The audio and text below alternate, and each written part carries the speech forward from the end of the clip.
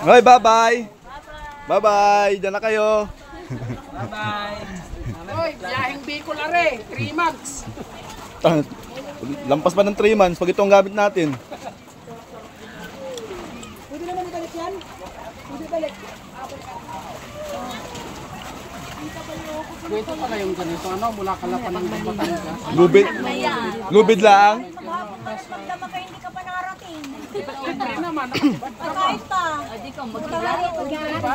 Habang nabiyahe tayo, pwede pa tayong aircon, di ba? Luto-luto. Tapos malakas ang hangin. Putulit. May nailang ka ba dyan? Huwag mo hilahin, tali mo na. Ay, ang pabalik daw ay lango yan ah.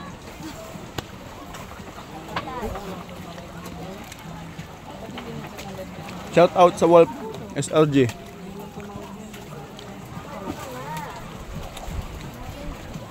Mahal, gumangka tayo, mahal. Teka lang. Huwag yung Nabangka. masyadong layo. Napansin ko lang yung kati sa the one like this. Ay! Taka ng hay, pilay. Masakit ang pahat ko eh. Ah, masakit pala. Hindi makakala mo yan. Tali mo dito. Napatali na sa'yo. Mamaya.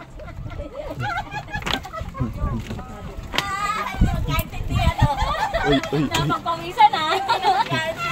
Tala, puro kawayan are, hindi man malubog. Hindi na po siya magkaintindihan. Bakit yung cottage na natin wala like best? Hindi na siya magkaintindihan. Langoy ka. Bakit lahat na nababasa ko sa Facebook dito mo gawin sa Mindanao? Di ba taga Mindanao ka? Ganda dito, ganda. Matapang na taga Mindanao. Ang dagat namin sa Mindanao. Puro nyugan doon. Ando si kuya, natali. Lagi mo na lang mababasa dito nyo gawin sa Mindanao yan. Ayos pa yung una nating arkila doon eh. Kahit paano may isang piraso na kasabit sa atin. Sabi ko eh, kung lumubog yung ano, unahan na lang nito. Eh, ang ginagawa nung dalawa sa ilalim mo. Sanay naman yun, mga taga dito. Yung si tsahin niya itong ayaw kayo malis. Pagkatapos siya ilahin kami sa gitna. Iniwan.